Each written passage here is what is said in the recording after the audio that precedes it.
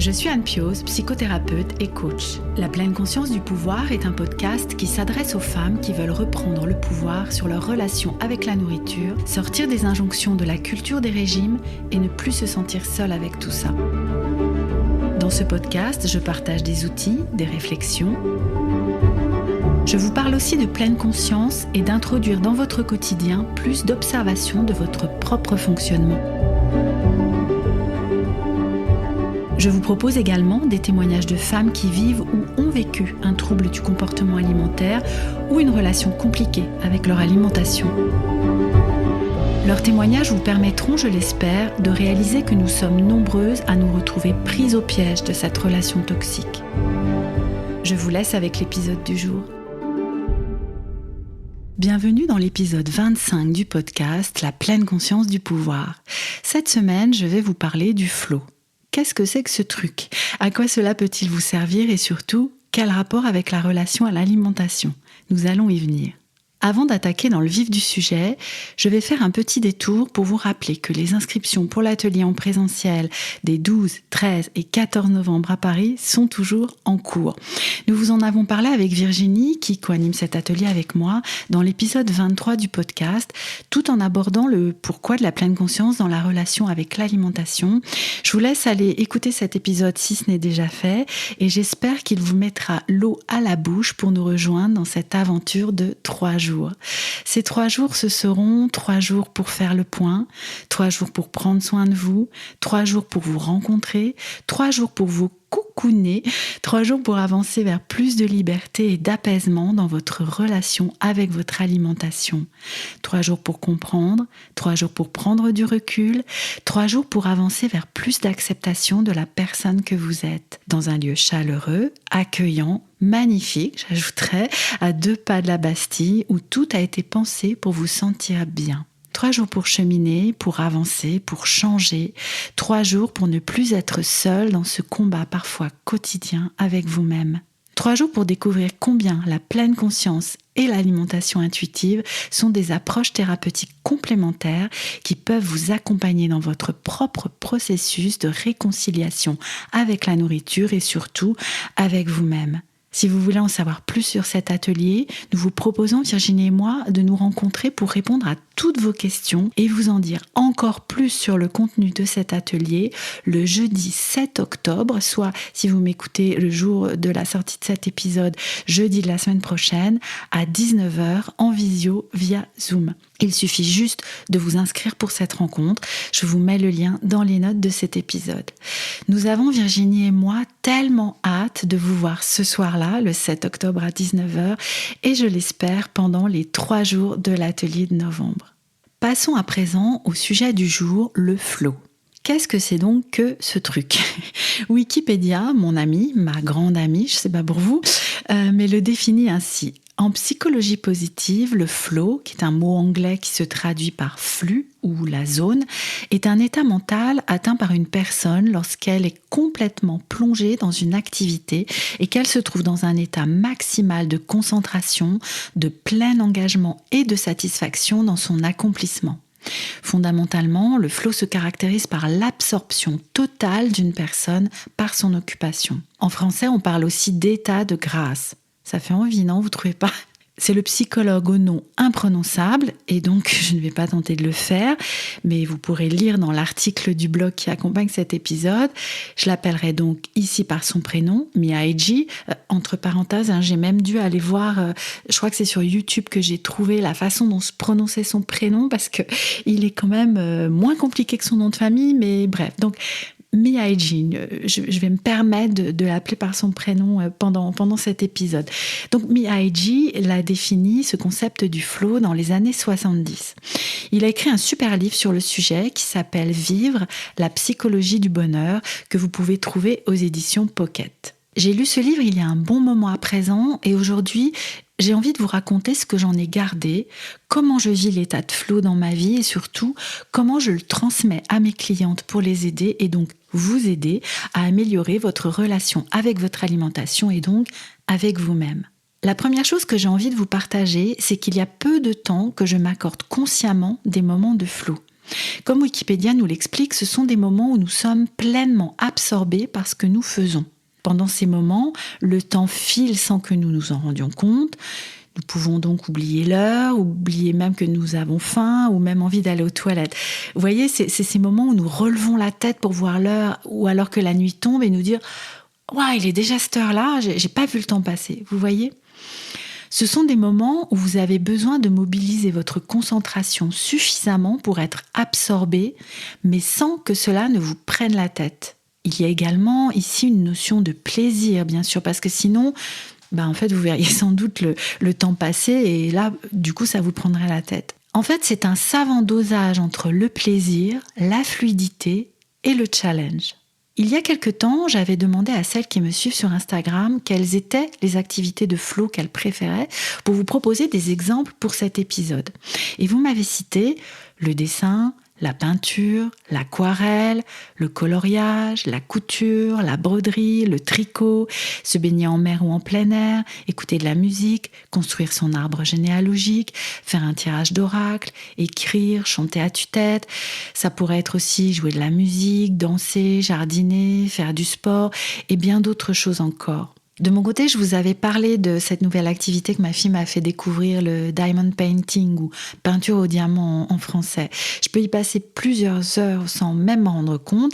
Et en fait, je suis concentrée et en même temps pas trop, c'est pas pénible et ça ne me demande pas un trop grand effort. Et surtout, cette activité me permet de rester totalement ou presque dans le moment présent. L'état de flow, c'est finalement une forme d'état méditatif. Prenons l'exemple du musicien. Lorsqu'il joue, il est concentré sur ses gestes, sur les sons qu'il produit, également sur ceux des personnes avec lesquelles il joue, si c'est le cas.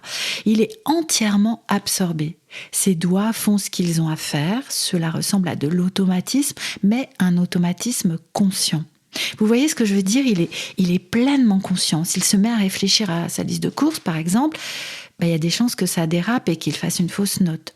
Il est à la frontière du plaisir, du challenge et de l'absence à lui-même. Une sorte de présence active. Ça vous rappelle quelque chose, ces moments de pleine conscience ? La méditation peut être, elle aussi, une expérience de flow. Même si notre esprit nous embarque peut-être plus facilement que lorsque nous jouons de la musique, pour reprendre l'exemple juste avant. Dans le flow, l'état méditatif devient source de création. Avez-vous remarqué que lorsque vous êtes dans cet état, il n'y a plus de peur, plus d'angoisse ? Le plaisir procuré par ces expériences ne ressemble à aucun autre. Ces activités font en sorte que votre esprit ne puisse pas partir dans tous les sens, car, contrairement à ce que nous pouvons penser, personne n'est réellement efficace en faisant plusieurs choses à la fois, à moins que l'une des activités soit automatisée. Par exemple, conduire tout en soutenant une conversation. Mais finalement, nous sommes d'accord que même là, ça a des limites. Je ne sais pas si vous vous souvenez du petit écriteau dans les bus, ne pas parler au chauffeur. Je pense que c'est une sage consigne. Notre époque multitâche nous pousse sans cesse, parce qu'il faudrait gagner du temps, à faire plusieurs choses en même temps. Mais en fait, cela fatigue beaucoup notre cerveau qui n'est pas programmé pour être multitâche. Qui plus est, ce comportement éparpillé peut provoquer des difficultés d'attention. Résultat, et je suis certaine que vous avez déjà vécu ça, nous pouvons avoir l'impression à la fin d'une journée d'avoir couru dans tous les sens sans rien avoir accompli.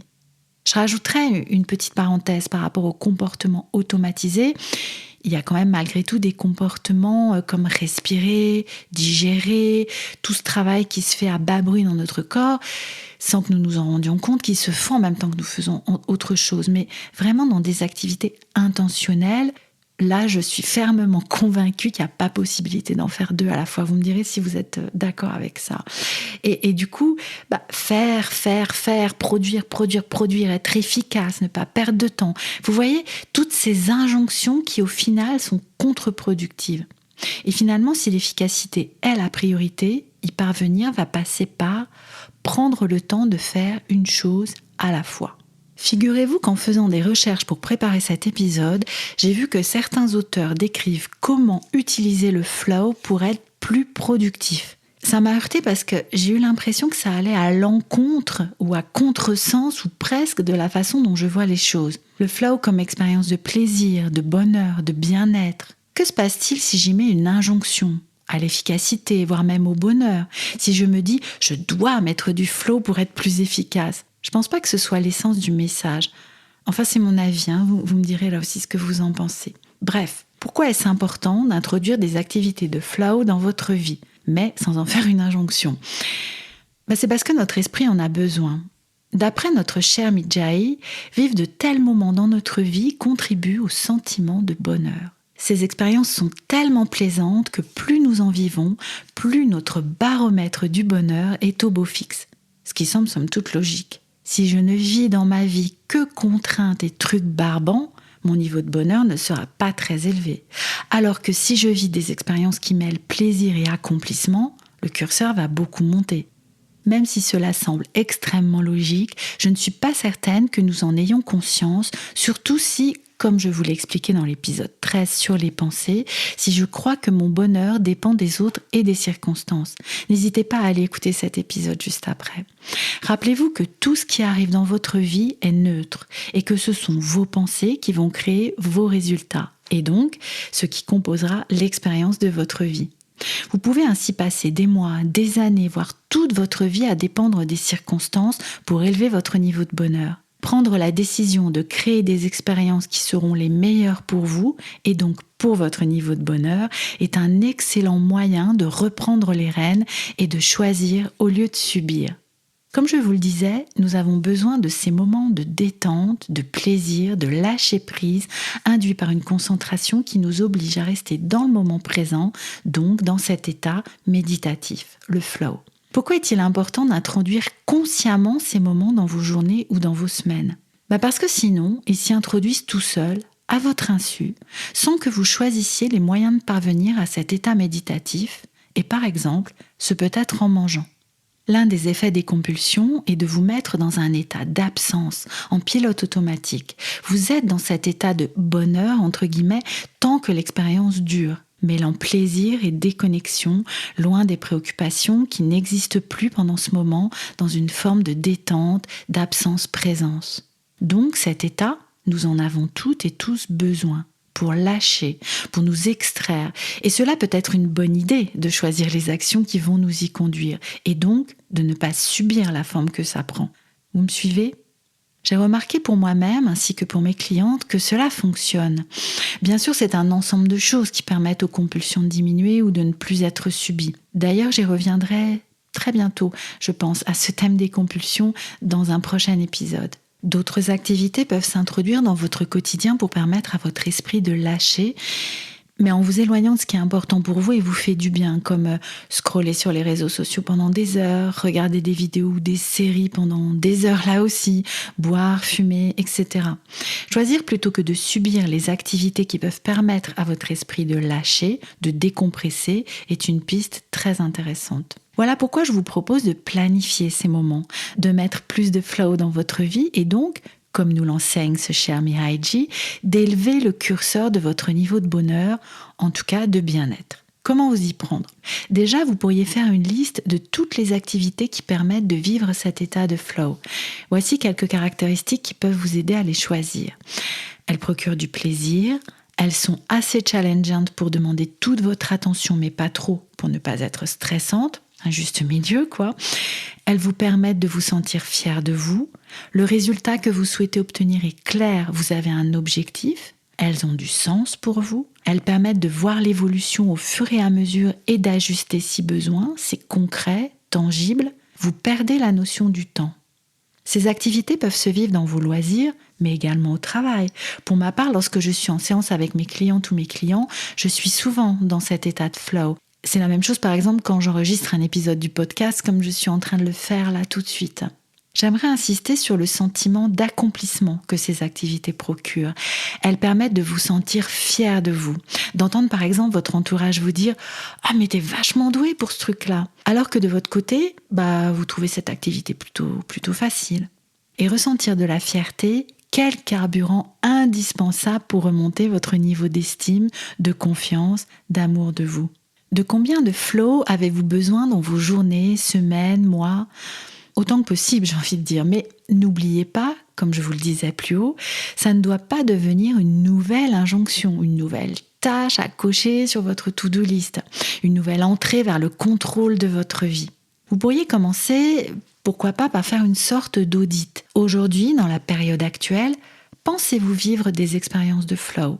Si oui, lesquelles ? Est-ce que ce sont des activités choisies ou subies ? Subies dans le sens dont je parlais plus haut, avec les compulsions alimentaires par exemple. Est-ce qu'elles vous semblent suffisantes ?